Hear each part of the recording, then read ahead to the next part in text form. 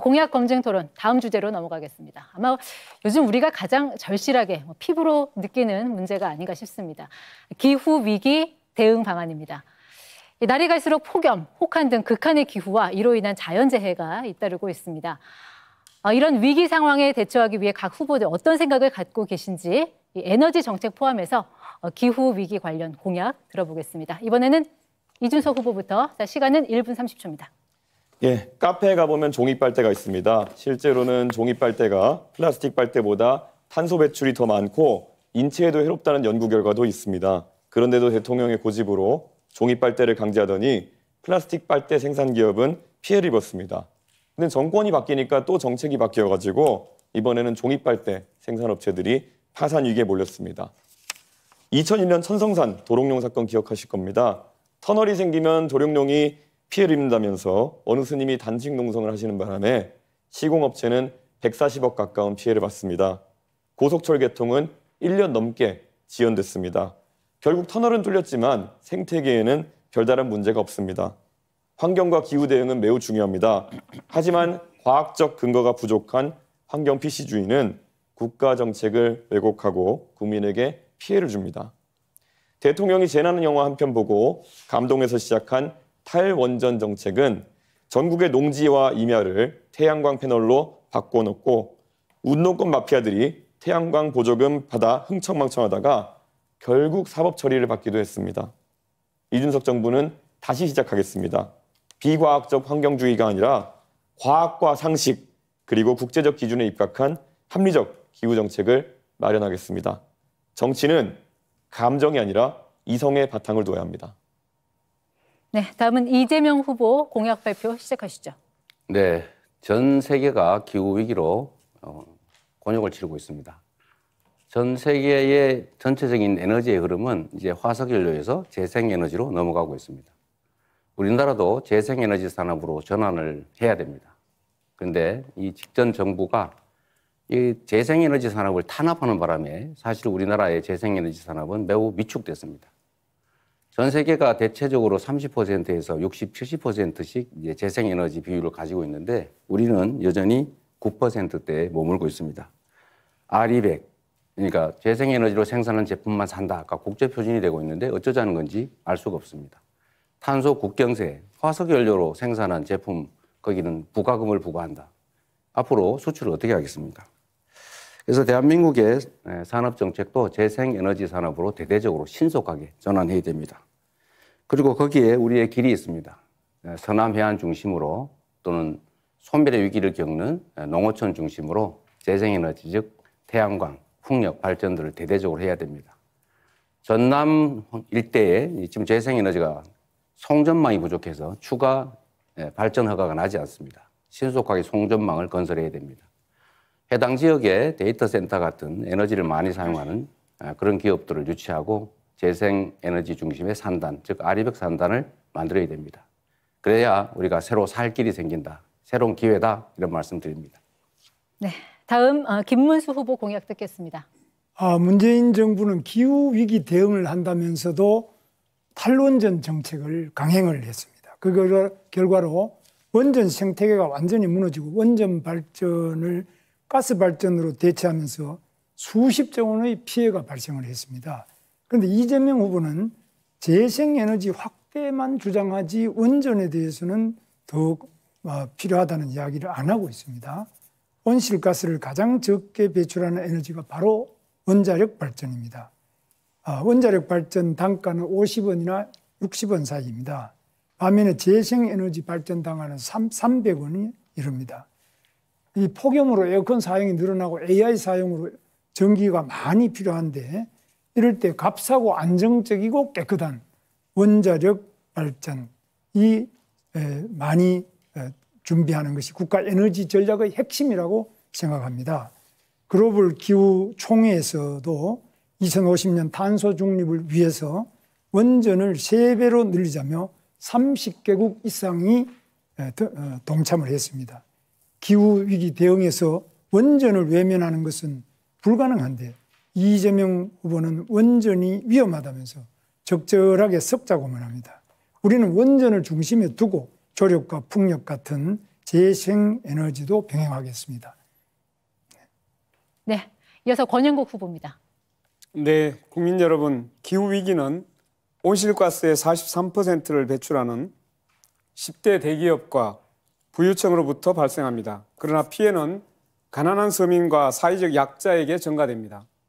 지난 3월에 산불로 31명이 희생되고 서울 면적의 1.7배가 불타 없어졌습니다.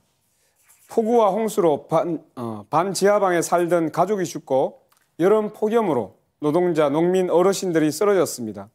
겨울 혹한에 비닐하우스에서 지내던 이주 노동자들이 얼어 죽었습니다. 저 권영국은 기후 불평등을 바꾸겠습니다. 첫째, 온실가스를 대량 배출하는 기업과 부유층에게 기후정의세를 도입하여 기후위기에 대응하고 취약계층을 지원하겠습니다. 둘째, 석탄 화석 연료 시대를 끝내고 공공이 주도하는 재생에너지 시대를 열겠습니다. 정의로운 전환법을 도입하여 노동자들의 일자리와 지역 주민의 삶을 지키겠습니다. 셋째, 부총리급의 기후에너지부를 신설하겠습니다. 넷째, 핵발전소 없는 대한민국을 만들어가겠습니다. 다섯째, 국가가 에너지전환을 주도해야 합니다. 한국산업은행이 녹색투자은행의 역할을 하도록 하겠습니다. 달성하기 쉽지 않다는 것을 잘 압니다. 그러나 매우 절박합니다. 저 권영국은 매우 과감한 결단으로 기후행동으로 이 어려운 목표에 도전하겠습니다. 네, 마찬가지로 주도권 토론으로 이어갈 텐데요. 주어진 시간은 6분 30초입니다. 발언권은 먼저 이준석 후보한테 있습니다. 시작하시죠. 예, 이재명 후보님, 지난 토론에서 저한테 극단적이라고 계속 말씀하시면서 김문수 후보에게는 원전 질문하면서 후쿠시마 체르노빌 얘기를 하면서 한국 원전의 안정성에 대해 가지고 확신을 가지지 못하는 모습을 보이셨습니다. 이게 오히려 한국의 대통령이 되시겠다는 분이 한국 원전에 대해서 불신을 가진 극단적인 상황이 아닌가 생각하고요. 자, 그러면은 중국 원전에 대해서 한번 여쭤보겠습니다. 중국 동쪽 지역에는 원전이 많이 몰려 있고요. 이게 사고가 날 경우에는 대한민국의 직격탄인데 이건 어떻게 위험도를 평가하십니까? 저는 대한민국 원전을 불신한다고 한 바가 없어요. 안전성에 우려가 있다. 안전성에 우려가 있죠. 그 안전관리 비용이 엄청나게 많이 든다는 말씀을 먼저 드립니다. 사고는 잘 안 나겠죠. 그러나 사고가 날 경우에는 엄청난 피해가 발생할 수 있다. 그게 50년에 한 번이든 100년에 한 번이든 그 점을 고려해야 되고 중국 동해안에 원전들이 많이 있는 건 저도 아는데 그 점과 거기 원전 많으니까 우리나라에 원전 많아도 괜찮다. 그런 건 아니죠. 거기가 위험하니까 우리나라 위험해도 괜찮다. 그렇게 말하면 안 되는 거죠. 중국의 원전의 안전관리에 대해 가지고 특별한 대책이 혹시 있으십니까? 왜냐하면 지금 대한민국의 원전 산업이 수출 산업으로 유망하고 우리가 경험한 바로는 문재인 대통령께서 원전의 안전성에 대해서 꾸준히 의심하고 계시기 때문에 해외 세일즈 같은 것도 안 됐습니다. 근데 지금 이재명 후보의 발언대로라면은 대한민국 원전이 뭐 사고가 날 수 있기 때문에 결국은 안전하지 않다는 취지로 들릴 수도 있고 지금 결국에는 뭐 중국에 대해서는 별말 안 하실 것 같은데 어떻게 받아들여야 됩니까? 역시 제 말을 좀 왜곡하지 않으면 좋겠다는 말씀을 먼저 드리고요. 원전이 대한민국 원전이 위험하다, 더 불안하다라고 말한 바가 없어요. 그렇게 주장하지 않아요. 원전의 일반적인 위험성을 얘기하는 거죠. 또 원전이란 지금 당장은 싼 게 맞지만 폐기물 처리 비용이나 또 위험을 비용으로 환산했을 때 그걸 계산하면 엄청나게 비싼 에너지일 수도 있어요. 또 한 가지는 지금 이미 유럽에서는 원전 생산 원가보다 풍력 발전 원가가 더 떨어지고 있습니다. 그 점을 고려할 필요가 있어요. 그거 다 감안해가지고 원전이 더 싸다고 제가 그때 말씀드린 거고요. 그 LCOE라는 단가로 말씀드린 거고요. 그리고 지금 미세먼지 문제 때문에 이재명 후보께서 중국과 일본과 협력하겠다는 취지로 말씀하셨는데요. 네. 미세먼지는 편서풍지대에서 서쪽에서 날아들어오는 것인데 일본과 어떤 협력을 하겠다는 건지가 애매하거든요. 결국 중국이 미세먼지의 원인의 대부분이다라는 것을 말하는 데 있어가지고 일본이 개입할 여지가 있는지 실제 일본 같은 경우에는 일본 대부분 지역이 중국발 미세먼지 영향권에서 벗어나 있습니다. 어떤 협력을 일본과 하시겠습니까? 글쎄요. 거기서 완전히 벗어나 있다는 것은 저는 우리 이준석 후보님의 일방적 의견 같고요. 그게 한반도까지는 피해를 끼치는데 일본에는 전혀 피해를 안 끼친다. 일본에는 아무 관심이 없다. 저는 그렇게 생각하지 않아요.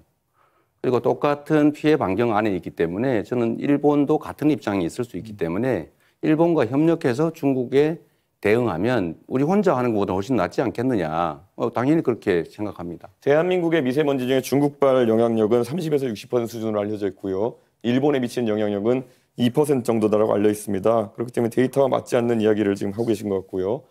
탈석탄, 감원전이라는 이야기를 하셨습니다.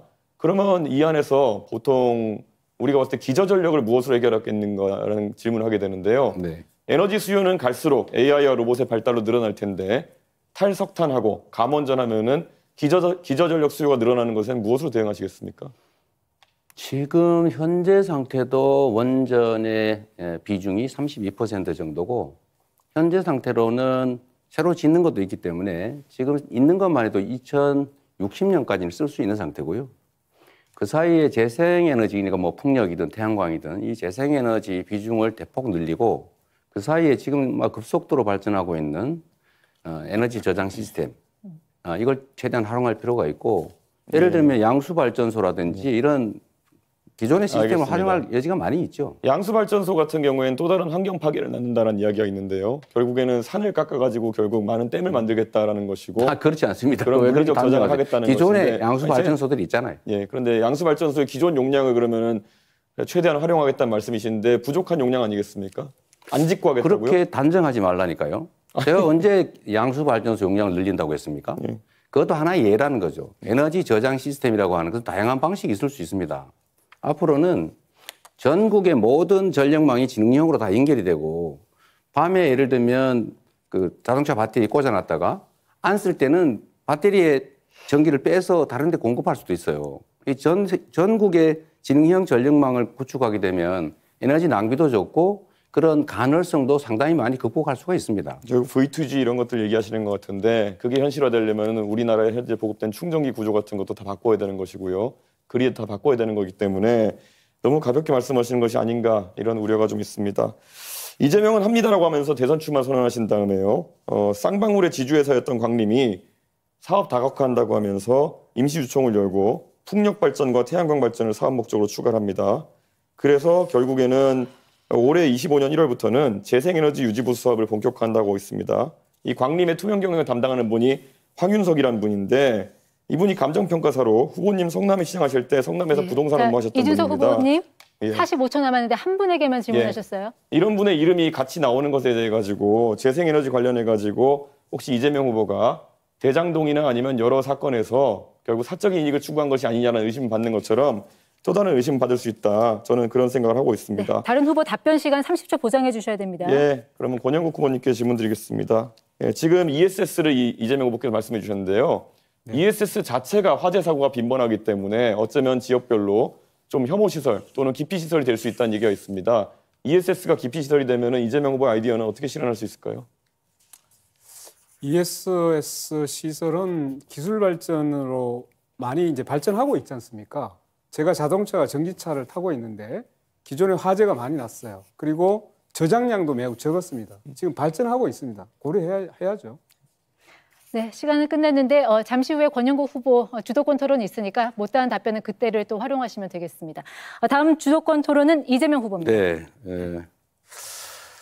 저는 이준석 후보식으로 모든 것을 비관적으로 보고 지금 ESS 시스템 배터리에 문제가 있으니까 앞으로 대책이 없다 이렇게 얘기하는데 기술 발전의 속도는 정말로 엄청나게 빠르다 이 말씀을 먼저 하나 드립니다. 그리고 우리가 언젠가는 재생에너지 사회로 전환해야 돼요. 그걸 어떻게 자꾸 부정을 하고 이상한 소리를 하십니까? 그 황모 씨인지는 뭐 제가 알지도 잘 모르겠는데 뭘 하는 사람인지 잘 모르겠어요. 자, 제가 김문수 후보님 한번 여쭤볼게요. 원전 비중을 60%로 하겠다고 하신 것 같아요. 네. 그런데 원전 하나 짓는데 보통 10년에서 15년 정도 걸립니다. 네. 그럼 앞으로 10년, 15년 후에 이제 원전 비중 올리겠다 그 말씀 같아요. 지금 있는 거는 어차피 있는 거잖아요. 아리백이 뭔지도 아실 거예요. 네. 그런데 아리백의 전원, 그러니까 에너지원 중에 원전은 포함 안 되는 거 아시죠? 네. 그러면 원전을 60%씩이나 하면 앞으로 아리백, 그러니까 재생에너지로 생산된 제품만 사겠다는 이런 글로벌 기업들의 수요에 맞춰서 우리 기업들이 거기다가 맞춰서 재생에너지로 생산해야 되는데 그거 어떻게 감당하실 생각이세요? 원전의 비율은 뭐 지금도 원전 중에 쓸 수 있는 건데 아주 제대로 못 쓰고 있는 것도 있기 때문에 이런 것들은 점검해서 다시 그동안 다 수리해 놓은 거 이런 것도 안 쓰고 있는 게 있습니다. 그런 것도 빨리 가동을 시키고 재생에너지 부분 RE100은 사실 불가능한 겁니다. 그 자체는 좋은 구호이기는 하지만 RE100이 될 수 있다. 이거는 상당한 시간이 지나기 전에는 안 되는 것이기 때문에 그걸 당장에 뭐 가능한 것처럼 이렇게 말하는 거는 현실을 모르는 소리라고 생각합니다. 그야말로 우리 김문수 후보님이 현실을 모르시는데요. 그건 우리가 감당할 수 있느냐 없느냐와 아무 관련이 없어요. 네. 이미 글로벌 기업들이 그렇게 정했어요. 그리고 재생에너지로만 생산한 것만 산다. 이 원칙을 정했잖아요. 그걸 이미 하겠다는데 그럼 거기 우리 못한다 그러면 수출을 못하는 거죠. 정말 대책 없는 말씀이라는 그거는 한번 꼭 하고요. 그렇지 않은 잠깐만요. 많은 그 내용이 잠깐만 있습니다. 계십시오. 그리고 또 한 가지는 탄소 국경세라고 하는 그 제도를 넘으려면 역시 화석 연료를 뺀 재생에너지 비중을 높일 수밖에 없어요. 피할 수 없는 길입니다. 그러면 화석 연료로 쓰는 건 앞으로 제재가 있으니 안 되고 원전을 60%라고 그러면 어떻게 하시려고 그러세요? 한번 생각을 좀 깊이 잠깐만요. 좀 깊이 해주셨으면 좋겠다는 생각이 들고요. 그래서 역시 김문수 후보님도 지금은 그렇게 말씀하시지만 또 다른 데서는 에너지 고속도로, 국도 지방도로를 만들어서 에너지 산업을 키우겠다. 이렇게 말씀하셨어요. 그렇습니다. 원전 60% 하시겠다면서 또 이 말씀하셔서 다행스럽다고 생각합니다. 그래서 이거와 관련해서 제가 의견 좀 말씀드려 볼게요. 저는 이게 매우 훌륭한 공약이라고 생각해요. 그러니까 지금은 송전망, 전력망이 부족해가지고 호남 같은 경우는 2031년까지 재생에너지 발전을 금지해놨잖아요. 추가 그걸 안 해준단 말이에요.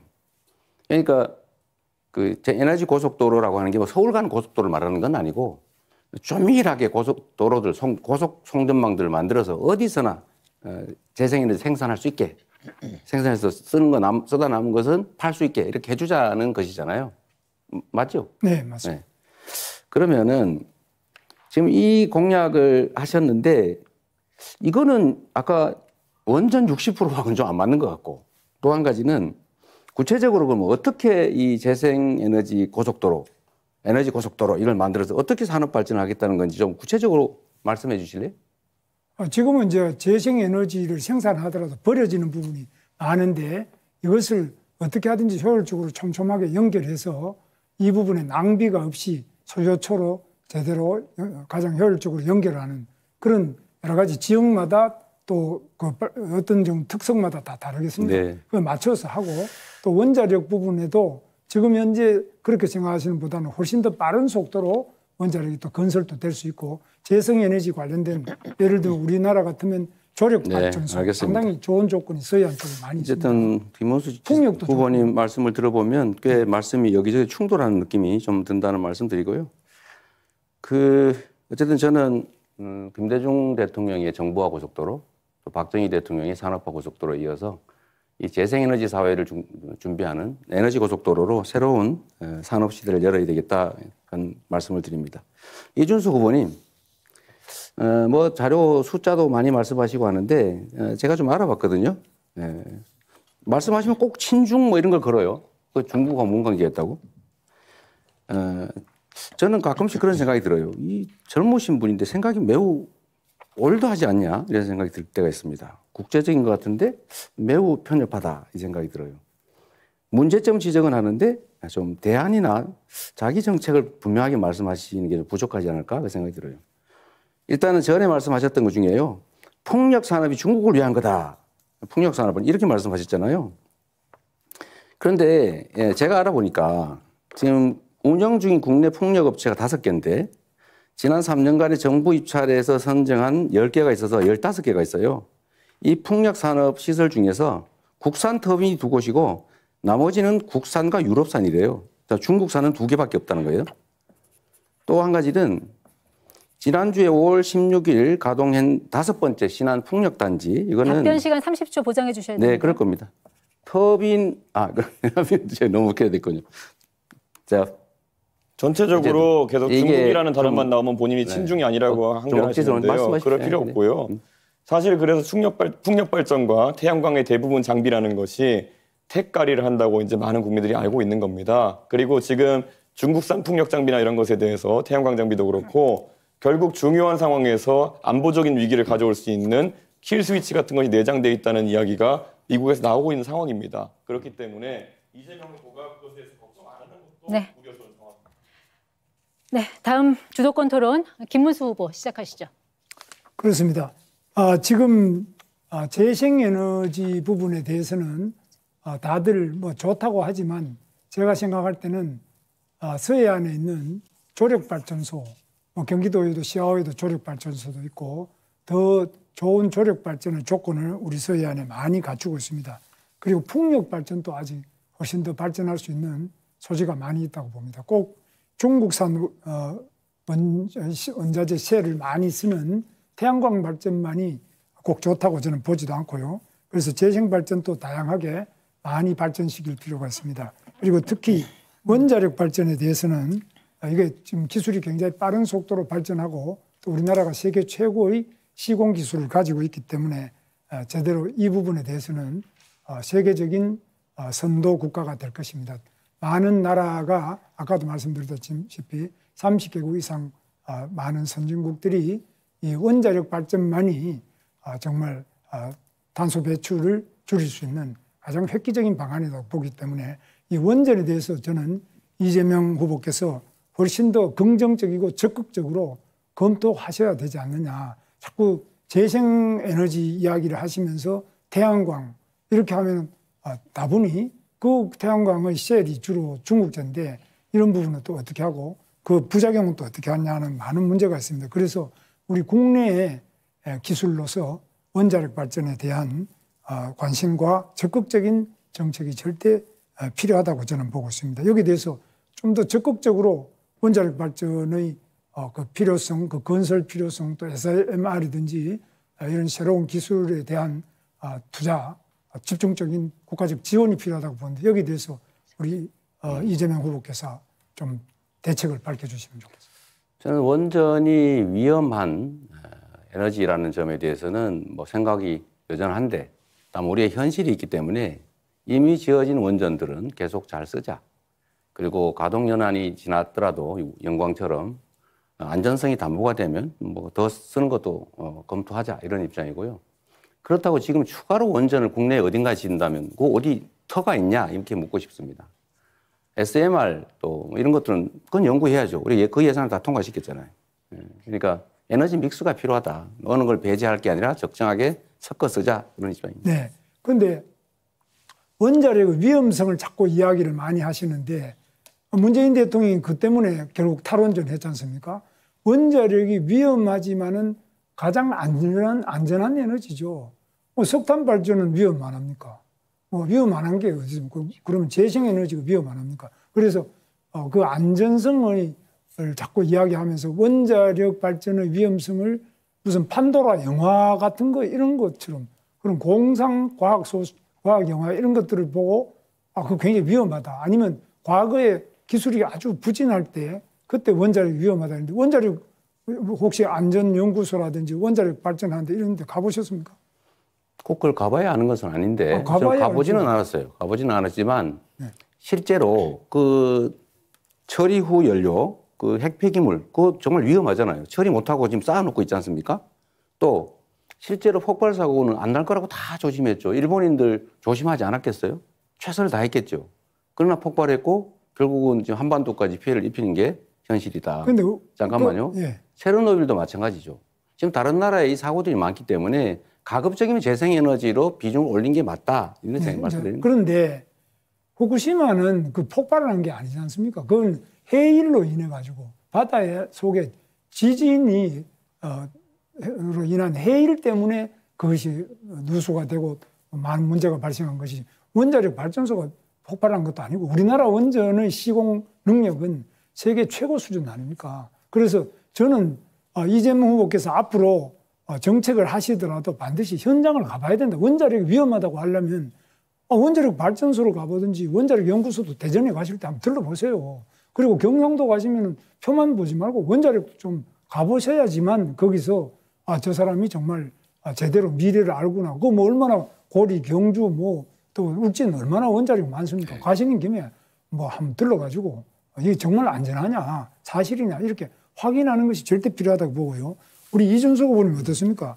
원자력의 그 위험성에 대해서 과장된 이런 우리 미신 같은 게 많이 있다고 보는데 이거 어떻게 하면 좀 카이스트 같은 데서도 이런 연구도 좀 하시는 거 아닙니까? 당연하죠. 그리고 이재명 후보가 아까 원전을 가보지도 않았다라고 말씀하시는 것에서 얼마나 이념에 경도되어 가지고 원전에 대한 오해를 하고 계신지를 좀 우리 국민들께서 아실 것 같다 이런 생각이 듭니다. 지금 아까 제가 물어봤을 때도 탈석탄 감원전 하겠다 그러면 기저전력을 어떻게 마련하겠느냐. 거기에 대한 대안이라면은 조금 더 깨끗한 원자력 에너지, 예를 들어 핵융합이나 이런 것들이 나올 줄 알았는데 그것을 진행하겠다는 이야기가 아니라 결국에는 풍력, 태양광 이렇게 해서 우리나라에서 경제성이 떨어지는 선택들을 하겠다고 하는 것이거든요. 우리 김문수 후보 잘 아시겠지만은 그 유럽의 북해나 이런 데 가면은 정말 양질의 풍력 자원이 있고 그를 통해 가지고 재생에너지 비율을 높여나간 나라도 있지만은 대한민국 같은 경우에는 지난 토론에서 제가 지적했지만 태풍의 경로상에 남해안 그 풍력 발전소들이 위치하게 되는 것이고 태양광 발전 조건 같은 경우에는 다른 나라보다 안 좋은 것이 사실입니다. 그럼 이게 나중에 다 비용이 돼가지고 우리 산업이 사실 전기요금에 얼마나 많은 영향 받습니까? 산업에 대한 이해도 없이 말 그대로 이념에 경도돼가지고 탈원전, 감원전, 그리고 재생에너지 확대 이런 거 얘기하는 거는 지금 기업하시는 분들이 아니면 뭐 작은 사업하시는 분이 들으시면요. 아이고 이거 우리 전기요금 200원, 300원으로 오르는 얘기구나 이렇게 받아들이실 겁니다. 예. 그래서 저는 생각에 지금 제일 문제가 되는 게 재생에너지도 좋고 태양광도 좋은데 여기에 운동권 출신 제 후배들도 많이 그걸 하는데요. 이런 부분이 어떤 비리 영상이 돼서 안 되고 특히 이런 부분에 네. 김문수 후보 주도권 토론 시간 다 끝났습니다. 이제 권영국 후보 주도권 갖고 토론 시작해 주시기 바랍니다. 네네. 먼저 이준석 후보에게 먼저 묻겠습니다. 제가 듣다 보니까 이준석 후보는 꼭 자기 지식 자랑하러 여기 나온 거냐라는 생각이 들 정도예요. 하나 묻겠습니다. 이념의 문제로 이 원전과 재생에너지를 바라보는 것은 누가 그렇게 이념의 문제로 봅니까? 굉장히 당황했습니다. 후보님 공약집 어디에도 기후 공약은 보이지 않았습니다. 선관위에 제출된 10대 공약을 샅샅이 지어봤는데 없었습니다. 그리고 5월 21일 날 시민단체가 재생에너지 관련 질의를 했을 때도 후보님은 답변을 피하고 있는 것으로 보였습니다. 자, 그러면 청년을 대표한다고 하면서 미래 세대가 가장 관심을 갖는 기후 공약을 단 하나도 제시하지 않았다는 건데 이거 어떻게 이해해야 됩니까? 저희는 당 차원에서 총선 때부터 당 공약으로 RE100과 그리고 CF100과 같은 국제적인 기준이 있는 환경 규제에 대해 가지고는 저희가 잘 쫓아갈 수 있도록 하겠다라는 입장을 밝힌 바 있고요. 저는 기후 환경에 대해 가지고 젊은 세대가 가진 방향성이 딱 이것이다라고 우리 권영국 후보님께서 규정하지 않으셨으면 좋겠습니다. 방금 저와 김문수 후보가 나눴던 대화 같은 것들도요. 충분히 젊은 세대의 공감을 사고 있는 경우도 있고 특히 거기에 더해서 원자력 발전에 대한 부분은 이미 지난 문재인 정부의 이념적인 행동 때문에 이념적이라고 판단하는 국민들이 있는 거 아시지 않습니까? 네, 거기까지 듣겠습니다. 예. 지구를 살리겠다라고 나서고 있는데 그것을 이념 문제로 치부한다는 것은 오히려 이준석 후보가 지금 기후 문제와 에너지 문제를 이념 문제로 갈라치고 있는 거 아니냐라는 말씀을 하나 드리겠습니다.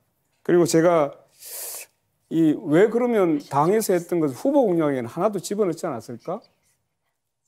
혹시 단일화를 염두에 둔 거 아닐까요? 이런 질문이 들었어요.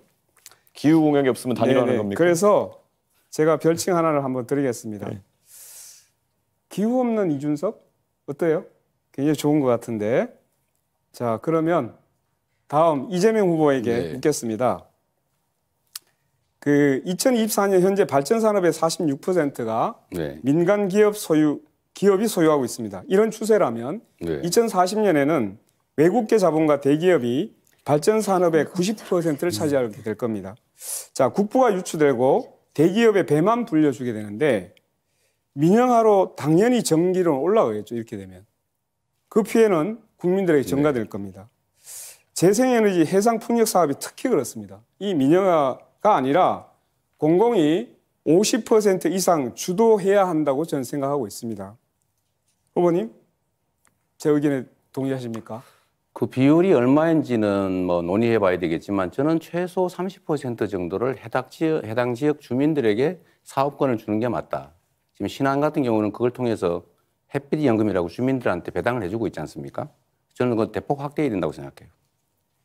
자, 그러면 우리가 이제 이 공공이 주도하느냐 네. 아니면 민간 대조합원이 주도하느냐에 따라 가지고 결국 나중에 보면 전기력을 결정하는 게 민간이냐 그렇습니다. 대자본이냐 여기에 따라서 매우 위험한 상태가 될 거라고 보거든요. 그렇습니다. 이것을 주도하기 위해서는 공공주도 에너지로 갈 수 있도록 그렇게 한번 검토를 부탁드리겠습니다. 네, 뭐 저도 전적으로 공감합니다. 하겠습니다. 자, 기후난개발로 인해서 대한민국이 심각한 몸살을 앓고 있습니다. 부산 가덕도 제주 2공항, 세왕금 흑산도 신공항 이런 데 많이 있습니다. 네. 자, 얼마 전에 제주항공 참사 원인은 조류 충돌이었다. 그리고 가덕도는 무안보다 조류 충돌 위험이 246배, 세왕금 공항은 610배나 높은 지역입니다. 게다가 가덕도 공항은 이미 그 현대건설 컨소시엄이 건설 공사기간 연장을 요청했다가 취소됐습니다. 네. 자, 그러면 이 사업은 전면 재검토해야 되는 거 아닙니까? 여러 가지 논란들이 있지만 이게 이제 오로지 경제적 요인만으로는 판단할 수가 없고 이 정치적 요인들도 분명히 있거든요. 근데 이게 만약에 가덕도 신공항을 취소하는 상황이 발생하면 이 국토 균형 발전이라고 하는 그 전략적 목표 또 지역 소외 또는 정치적 분란 이런 것들 때문에 더 큰 손실이 발생할 것 같아요. 어쩔 수 없이 그냥 진행을 보완해 가면서 해야 되지 않을까 싶습니다. 예. 이재명 후보님한테 그런 말씀을 들어서 대단히 유감입니다. 어떻게 공항을 짓는데 네. 그걸 정치적으로 고려해서 밀고 나가야 된다고 생각합니까? 이건 정말 재검토해야 된다고 생각하게 되게 만드네요, 결국은. 네. 자, 그러면 김문수 후보께 마지막으로 물어보겠습니다. 기후대책은 곧 에너지 정책입니다.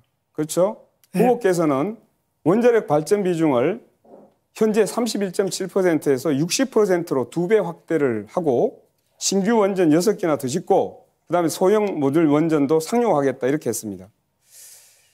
그런데 고준위 방사성 폐기물 처리장도 여전히 짓지 못해서 원전 안에 폐기물이 포화가 된 상태입니다.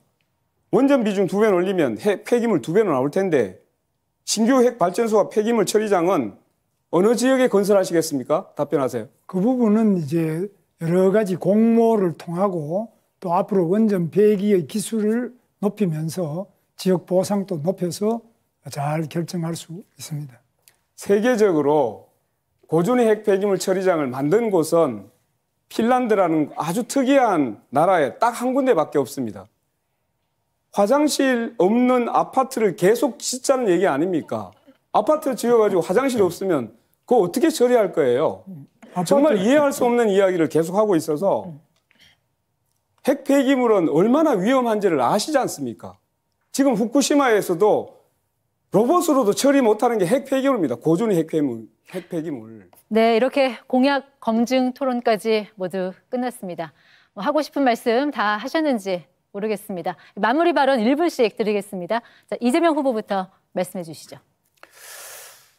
네, 존경하는 국민 여러분, 많이 잘 살펴보셨을 것으로 생각됩니다.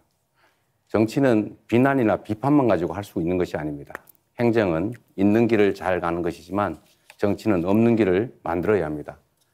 우리 국민들이 겪고 있는 이 현실의 어려움, 그리고 이 나라가 겪고 있는 이 위기를 지금 슬기롭게 잘 극복해야 합니다. 결국은 헌정 질서를 반드시 회복해야 합니다. 헌정 질서를 파괴한 세력들이 다시 돌아오게 할 수는 없습니다. 아무런 대책 없이 비난만 하는 그런 생각으로는 이 거대한 대한민국호를 제대로 운영하기 어렵습니다. 유능한 선장이 필요합니다. 충직한 일꾼이 필요합니다. 저 이재명은 성남시 경기도 민주당을 이전과 완전히 다르게 바꿨습니다. 똑같은 조건에서 전혀 다른 결론을 만들어냈습니다. 준비된 그리고 유능한 충직한 저 이재명이 새로운 대한민국, 진짜 대한민국을 꼭 만들겠습니다. 네, 다음 김문수 후보 마무리 발언 듣겠습니다. 국민 여러분, 지금 우리는 독재냐 민주냐, 총통제냐 분권형 대통령제냐, 이 갈림길에 서 있습니다. 우리나라 대한민국의 민주주의의 위기입니다. 저는 민주화를 위해서 평생을 살아온 사람인데 지금처럼 모든 국민이 함께 위기의식을 공유하는 때는 없었습니다. 지금 민주당은 입법 독재를 넘어서 사법 독재, 삼권 독재로 치닫고 있습니다. 대법원장까지 탄핵하고 청문회하고 또 대법관 숫자를 늘리겠다, 온갖 지금 횡포를 다 부리고 있습니다. 대통령까지 된다면 이런 사람들이 입법, 행정, 사법을 모두 정하게해서 이재명 독재, 바로 총통 독재를 할 수 있지 않겠습니까? 누가 막을 수 있겠습니까? 국민 여러분, 6월 3일 저 김문수와 함께 이 대한민국의 민주주의를 지키고 독재를 막아냅시다. 감사합니다. 네, 다음 권영국 후보입니다. 국민 여러분, 오늘 토론만으로 다 담지 못한 절박함이 많이 남아 있습니다. 지금 하나오션 조선 하청 노동자 김영수 70일째, 세종호텔 해고 노동자 고진수 100일째, 구미 한국옵티칼 해고 노동자 박정혜 502일째, 아직도 하늘에서 고공농성 중입니다. 식량 주권이 위협받는 농촌, 농민들은 자기 결정권과 참여 농정을 요구하며 절규하고 있습니다. 성소수자들은 여전히 차별과 배제로 고통받고 있습니다. 민주유공자법 육아협 부모님들, 차별과 싸우는 장애인 활동가들, 비동의 강간죄를 요구하는 성폭력 피해 생존자들, 직장 내 괴롭힘 피해자 고오요한나 유가족들, 시간이 없어서 다 말하지 못해 너무나 가슴이 아픕니다. 저 권영국과 민주노동당은 이들에게 기댈 언덕이 되겠습니다. 저에게 힘을 모아주십시오. 감사합니다. 끝으로 이준석 후보 마무리 발언입니다. 오늘 토론은 어떻게 보셨습니까? 선택은 하셨습니까? 국가 재정을 아무데나 펑펑 쓰자는 후보입니까? 아니면 꼭 필요한 곳에 효율적으로 쓰자는 후보입니까? 저는 오늘 노무현 대통령 서거 16주기를 맞아 그분의 말씀으로 이 토론을 시작했습니다. 그리고 이제 다시 그분의 말씀으로 토론을 마무리하고자 합니다. 부끄러운 줄 알아야지.